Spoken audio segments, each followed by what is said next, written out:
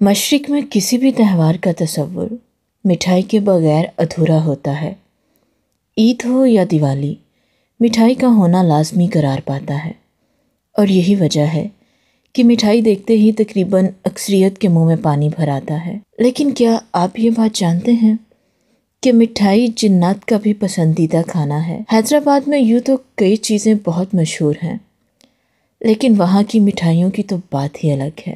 کئی سال پہلے میرا ایک بار یوں ہی حیدرآباد جانا ہوا تھا، تو وہاں مٹھائی کی ایک دکان سے ہم نے کافی ساری مٹھائیاں خریدیں۔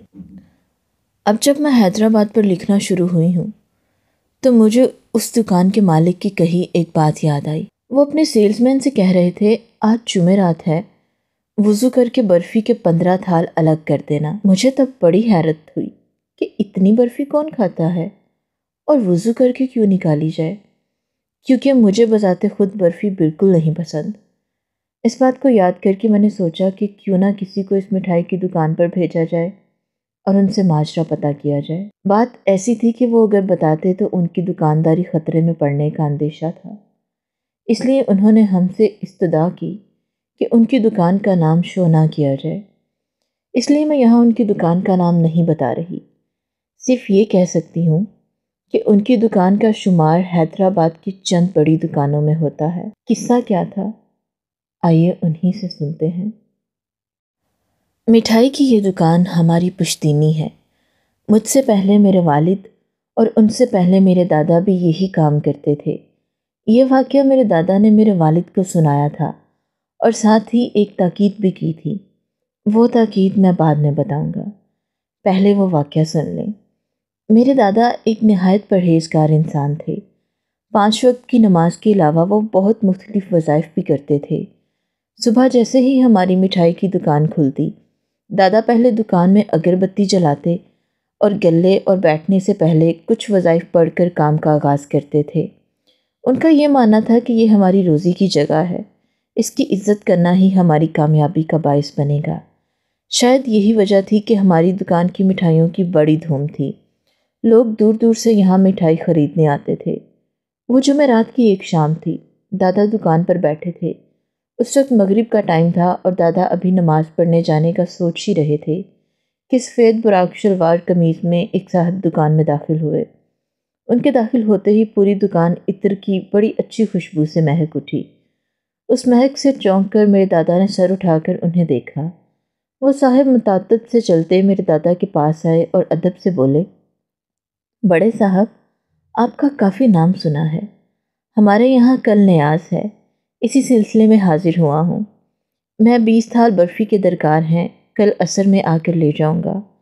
میرے دادا جو کافی غور سے انہیں دیکھ رہے تھے اور ان کی بات سن بھی رہے تھے، ان کے چپ ہونے پر فوراً ہی بولے، فکر ہی نہ کریں جناب، میں بذات خود باوضو ہو کر آپ کے لیے مٹھائی بناؤں گا اور خود ہی تھال بھی سیٹ کروں گا۔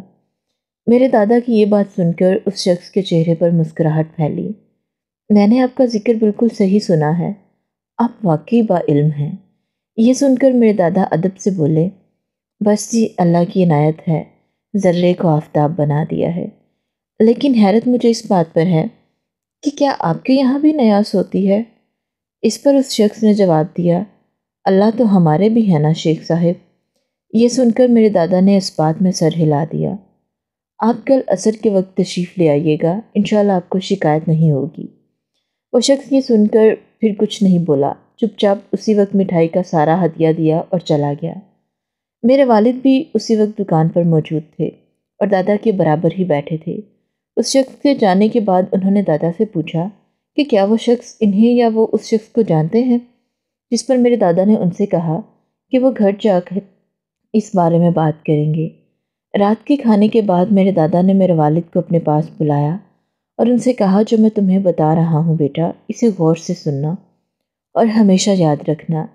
اس دنیا میں جس طرح انسان آباد ہیں، ویسے ہی ایک ایسی مخلوق بھی ہے جسے اللہ نے آگ سے بنایا ہے، وہ جنات ہیں۔ ان میں اچھی بھی ہوتی ہے اور برے بھی۔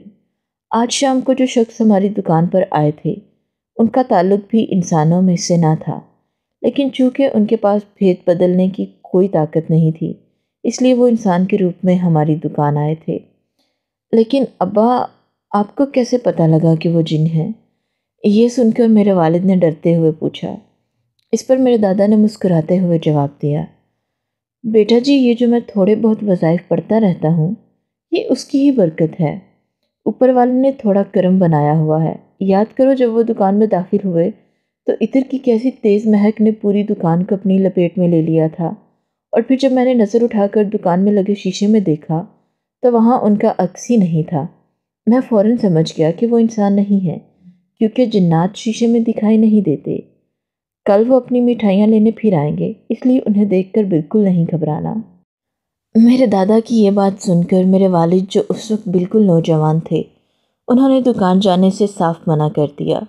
ان کی بات سن کر دادا مسکرانے لگے اور کہا، ٹھیک ہے، جیسے تمہاری مرضی، لیکن چونکہ میرے بعد یہ دکان تم نے ہی سنبھالنی ہے تو ایک بات ہمیشہ یاد رکھنا کہ جب بھی یہاں یا کہیں بھی اپنی مٹھائی کی دکان بناؤ تو اس میں چاروں جانب شیشے ضرور لگوانا، تاکہ اگر قسمت سے کبھی تمہارے پاس ایسا ہی کوئی گاہک آئے تو تم ان سے اچھے سے بات کرو اور باوضو ہو کر ان کا کام کرو۔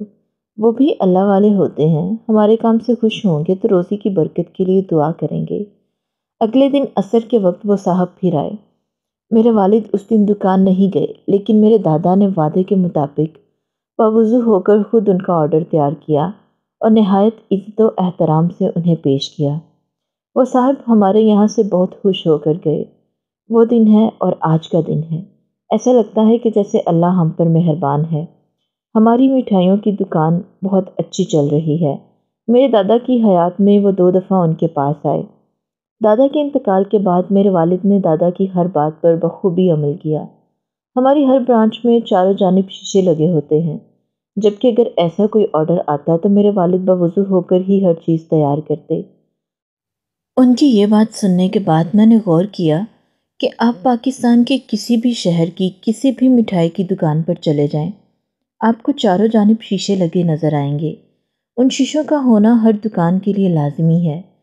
اس سے یہ بات سمجھ آتی ہے کہ اس کاروبار سے منسلک افراد کو بھی بخوبی اس حقیقت کا علم ہوتا ہے، اس لیے اپنے ان خاص گاہکوں کی پہچان کے لیے وہ یہی طریقہ اپناتے ہیں۔